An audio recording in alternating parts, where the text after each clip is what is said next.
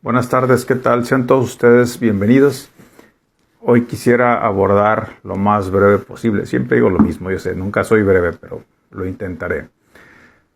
Quisiera abordar lo siguiente. La pregunta que pongo aquí en este video es si el proceso de justicia penal acusatorio será el mismo en todo el país o no. Pues todo el mundo puede decir, pues claro que es el mismo, porque pues obviamente todos sabemos que es el Código Nacional de Procedimientos Penales, que aplica en las 32 entidades federativas y en la federación. ¿A qué viene esa pregunta? Bueno, a simple vista, pues sí, ¿no? El procedimiento penal es igual. Pero aquí hay varios bemoles, hay varios asegúnes, hay varios condicionantes, pues. Primero,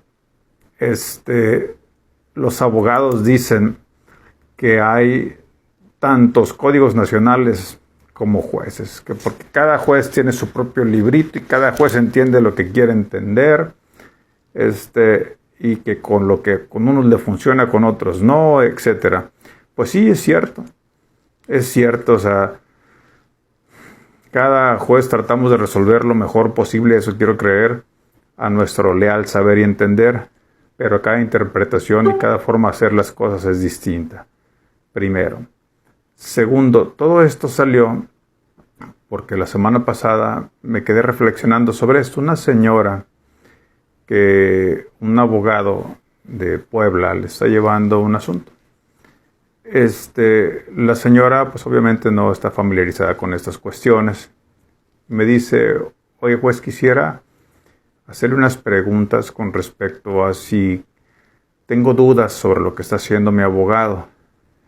No sé si pudiera usted ayudarme a dilucidar, a revisar lo que él está haciendo para ver si vamos por la ruta correcta. Y le dije, sí, con todo gusto. Pero me hace una pregunta, decía, no me acuerdo si era Voltaire, pensador en el siglo XVIII, decía que juzga a un hombre más por sus preguntas que por sus respuestas. ¿A qué viene esto? Por un momento mi respuesta fue muy simple. Me dice, oiga, pero usted está en Sinaloa y yo estoy en Puebla. No sé si el procedimiento penal sea el mismo. Y yo le digo, sí, por supuesto, es el mismo en todo el país. Pero ya después de la consultoría me quedé pensando y dije, ¿por qué me preguntaría esto la señora? Y dije, pues tiene razón la señora. ¿Por qué? Porque resulta, ustedes recordarán que cuando salió el Código Nacional de Procedimientos Penales, se iba a llamar Código Penal Único. Ya lo cambió el nombre artístico a Código Nacional de Procedimientos Penales, mejor conocido como el Código Nacional, ¿no? Aunque también hay otros códigos nacionales en materia civil, familiar y demás, pero no es el punto. La cuestión es que también iba a salir junto con el Código Nacional de Procedimientos Penales el Código Penal Único. Es decir, que los delitos, las penas, la tipología, los encuadres, la tipicidad, todo fuera igual para todo el país. Pero pues obviamente eso no se llevó a cabo por muchos motivos.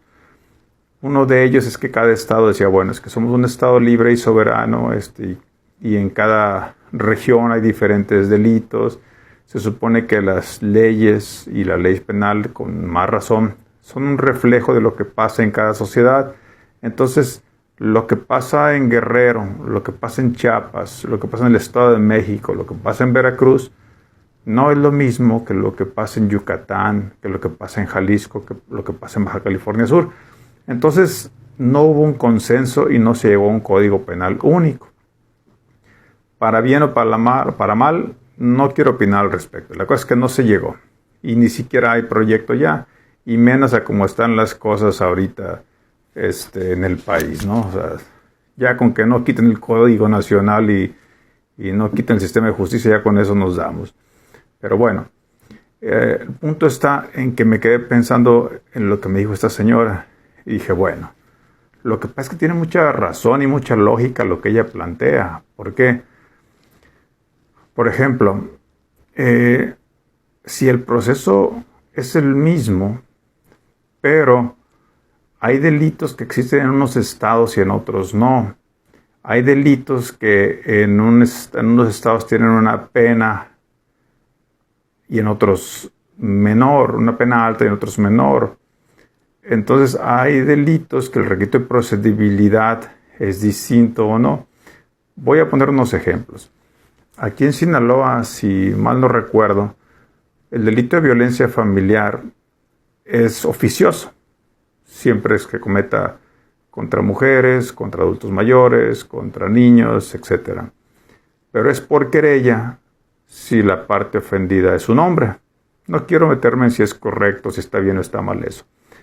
Pero la cuestión así es que un abogado, por ejemplo, de Tamaulipas, que por X o por Y lo contratan para venir a Sinaloa a llevar un asunto de esa naturaleza, y si él en su estado está legislado de otra manera la violencia familiar, puede decir, bueno, voy a llevar el proceso y sin problema lo llevo y adelante. Pero resulta que llega y ve la codificación de Sinaloa y se encuentra con que el requisito de procedibilidad es distinto, la pena es distinta, el tipo penal es distinto. Entonces, ¿cómo impacta eso al proceso? Voy a poner un ejemplo. Hace unos días estaba en charla, estaba revisando con un abogado de Chiapas un asunto sobre violencia familiar y me llamó la particular atención de que lo notaba muy tenso, muy preocupado por esa audiencia. Y dije, bueno, no sé exactamente el por qué. Y ya empezando a charlar, tomo el Código Penal del Estado de Chiapas y veo la pena que tiene la violencia familiar allá. Es altísima.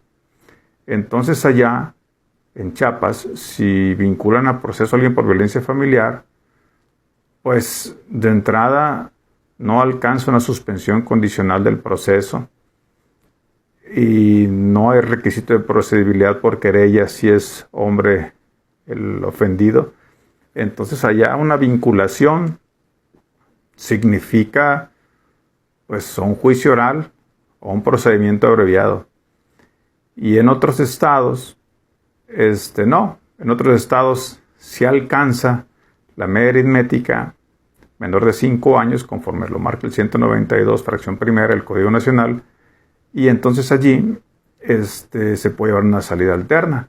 Entonces alguien puede decir, bueno, pero a fin de cuentas el proceso es el mismo. Sí, pero no. ¿Por qué? Porque vamos a poner que un abogado de la Ciudad de México dicen, oye, lo contratan el mismo día, es un ejemplo nada más. Lo contratan para que lleve un asunto de violencia familiar en Chiapas y al mismo tiempo lo contratan para que lleve un asunto familiar en Sinaloa. Y dice, bueno, en Sinaloa tiene sus agravantes y bien puede quedarse ahí detenido y seguir un proceso, irse a juicio oral y complicarse, pena alta bajo ciertos parámetros. Sí.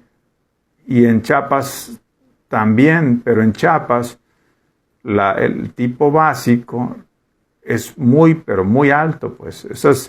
Esos errores legislativos, porque hacen que el proceso sea una vinculación, sea técnicamente quedarse en prisión preventiva justificada, sé que no puede llegar a una salida alterna, etcétera, etcétera. Entonces el abogado que les comento de la Ciudad de México, del ejemplo, si lleva un asunto en Chiapas, va a decir, aquí hay que poner mucho cuidado y pelear la vinculación, la no vinculación con todo, porque si lo vinculan, lo más probable es que se va a quedar allí detenido o detenida, y el proceso, y le va a caer una pena, y quién sabe si alcanza la suspensión condicional de la ejecución de la pena. Y en Sinaloa también puede ser que alcance prisión preventiva justificada y que no le quede otra más que un abreviado, pero al ser la penalidad un poco menor, alcanza a llevar una salida alterna cumpliéndose todos los requisitos. Entonces, ¿es diferente o es igual el procedimiento penal en todo el país? Es el mismo, sí es el mismo, pero en cada estado depende el delito. Es las opciones que tienes a solucionar o intentar solucionar el proceso. Entonces, Vamos a poner otro ejemplo hipotético. Un abogado de Ciudad de México que lleva asuntos en las 32 entidades federativas del país, el mismo delito, se va a encontrar que, por ejemplo, el delito de robo, o el delito de fraude, o el delito de abuso de confianza, los elementos objetivos y subjetivos, la estructura, la tipicidad en cada estado van a ser distintos o ligeramente distintos, así como las penalidades o el requisito de procedibilidad. Entonces, si llevase, por un caso hipotético, en las 32 entidades federativas, llevare un delito de robo o de abuso de confianza, por un decir, se va a encontrar que si bien el procedimiento penal acusatorio es el mismo, pero como en cada estado tiene un encuadre diferente y una forma de salida alterna que en algunos lugares alcance y en otros no, entonces eso le va a hacer que el procedimiento penal sea homogéneo, pero a la vez no, porque las salidas, las rutas que le va a dar cada procedimiento en cada estado va a ser diferente. Habrá estados que son similares. En este caso que les decía de Chiapas, junto con este asunto de violencia familiar, estábamos revisando otro tipo penal de otra causa. Resulta que nos encontramos la sorpresa de que la conducta que le reclaman a su cliente está en dos artículos distintos, en el mismo título y en el mismo capítulo, pero es un copy-paste, o sea, lo que dice un delito es el otro. ¿Qué cambia allí?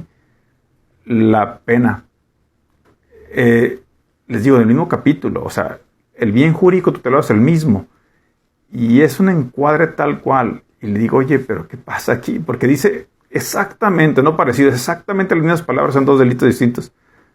Entonces, todo eso hace que el proceso o los procesos, vamos a poner que el procedimiento penal es el mismo, pero con particularidades en cada estado, que tú como abogado, por muy experto que seas, si vas a litigar un asunto en otro estado en que no has litigado, no te puedes ir confiado, sí, ya me la sé, audiencias iniciales he llevado muchas, sí, pero fíjate qué tipo de juez te va a tocar, fíjate qué dice la tipicidad, fíjate la pena, fíjate el requisito de procedibilidad.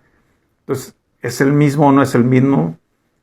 Sí, pero no. La mejor respuesta es la de ustedes. Que tengan buenas tardes.